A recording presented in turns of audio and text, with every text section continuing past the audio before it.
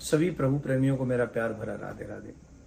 इस वीडियो में हम चर्चा करेंगे इंदिरा एकादशी के व्रत की, क्योंकि ये श्राद्ध पक्ष में भी पड़ रही है और श्राद्ध पक्ष में पड़ने के कारण इस एकादशी का महत्व बहुत बढ़ जाता है। हम लोगों को बहुत ध्यान से इस एकादशी का व्रत करना चाहिए।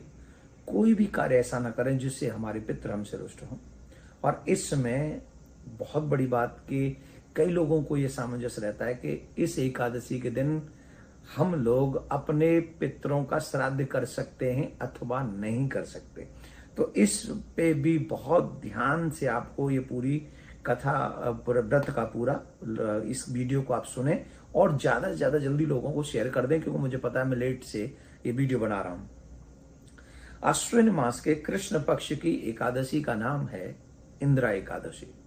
पितृपक्ष में आने के कारण इस एकादशी का महात्म और भी ज्यादा बढ़ जाता है। धर्मराज युधिष्ठिर ने जब भगवान श्री कृष्ण से इस एकादशी के विषय में पूछा, तब भगवान श्री कृष्ण ने इस इंदिरा एकादशी के व्रत को करने से कितना बड़ा मनुष्य को पुण्य मिलता है इसके विषय में बताया था। और उन्होंने कहा था कि जो भी मनुष्य इंदिरा एकादशी का व्रत करता है उसे एक एकादशी का व्रत नहीं बल्कि कई कई यज्ञों के व्रत करने का, यज्ञ करने का फल उसको प्राप्त हो जाता है। पितृपक्ष में इस एकादशी को आने से पितृगणों की आत्मा को तृप्त करने का अवसर भी मनुष्यों को प्राप्त होता है। और जो इस व्रत को ढंग से करते हैं उनके पितृ भी तृप्त उनसे हो जाते हैं, उन्हें पितरों की भी आशीर्वाद प्राप्त हो जाती है। इस दिन व्रती को दसवीं तिथि के दिन से ही, मतलब दसवीं की रात्रि से ही मन क्रम वचन से शुद्ध आहार विहार विचार करना चाहिए। और उसके बाद में एकादशी जब हम लोग सुबह ब्रह्म मुहूर्त में उठें, स्नान करें, स्नान करने के बाद फिर संकल्प करें, अपने हाथ में जल लेकर संकल्प लें, अपना नाम अपना गोत्र, और कहें कि हम एकादशी का व्रत करेंगे। और फिर उस एकादशी के दिन स्नान के बाद, संकल्प के बाद भगवान का पूजन करें, अर्चन करें, वंदन करें।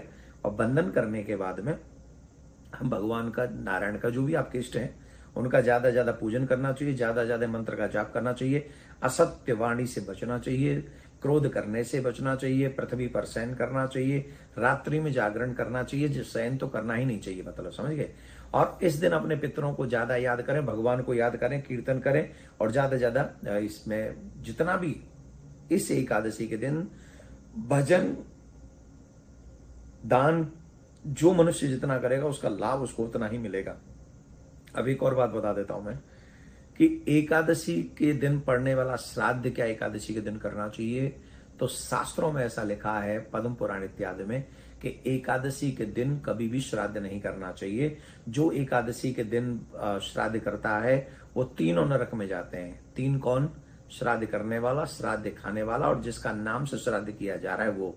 तो ये तीनों ही नरक में जाएंगे। इसका मतलब है एकादशी का श्राद्ध द्वादशी के दिन करना चाहिए, कभी भी एकादशी के दिन, क्योंकि अन्नदान मना है। व्रत करोगे एकादशी का व्रत में अन्न तो खिला नहीं सकते हो, बिना अन्न के वो श्राद्ध लगेगा नहीं। तो तीनों को नरक में जाना पड़ेगा। इसके लिए बहुत सावधानी रखें कि एकादशी के दिन हम श्राद्ध न करें, और श्राद्ध द्वादशी के दिन उनके नाम से हम लोग कर सकते हैं, करना ही